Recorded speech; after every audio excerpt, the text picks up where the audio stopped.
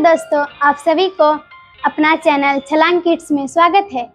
मैं अमृता कुमारी, आपकी दोस्त, आप सबको कुछ जरूरी खास बातें अंबेडकर प्रेरणा दल के बारे में बताना चाहूँगी। राज्य स्तर पर बाल अधिकार फोरम बच्चों का 5 दिनों का प्रशिक्षण आयोजन किया गया, जिसमें प्रमुख बातें जाति भेदभाव, अवैध व्यवहार और मिड डे मील गड़बड़ी को रखा गया। वही बच्चों ने समस्या निदान पर ठोस कार्यक्रम को बनाया, जैसे दीवार लेखन, नुक्कड़ नाटक और सरकार के साथ बातचीत रखना। उन्होंने हम सबको विज्ञान के बारे में बताया। आप सब जो है अंधविश्वास में डूबे हुए हैं।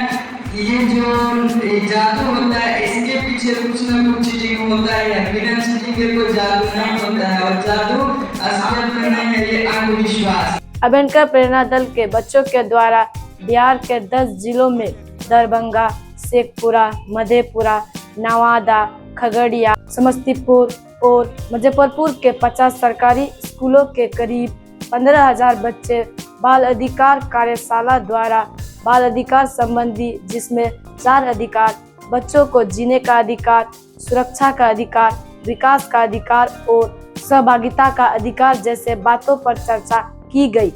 साथ ही साथ उनको सुरक्षित स्पर्श और असुरक्षित स्पर्श पर भी विशेष जानकारी दी गई, ताकि बच्चे खुद सुरक्षित रह सके। बच्चों को मंत्र के रूप में बताया गया कि ना बोले, चिल्लाइए, भागे और अपनों को बताएं। साथ ही साथ बच्चों को बाल शोषण, बाल विवाह, बाल मजदूरी संबंधी जानकारी दी गई।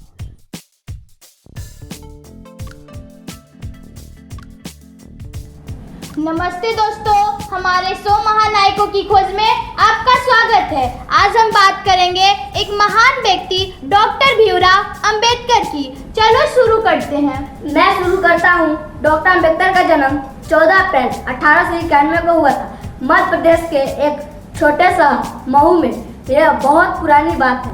हाँ, और उनका पूरा नाम था भीमराव रामजी अंबेडकर। उनके पिताजी का नाम था रामजी मालोजी सकपाल।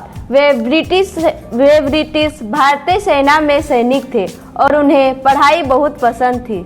उनकी माता का नाम था रामाबाई सकपाल। वे बहुत दयालु थी और अपने परिवार को बहुत देखभाल करती थी। लेकिन दुख की बात यह है, जब भीमराव छोटे थे तब उनकी माता का देहांत हो गया।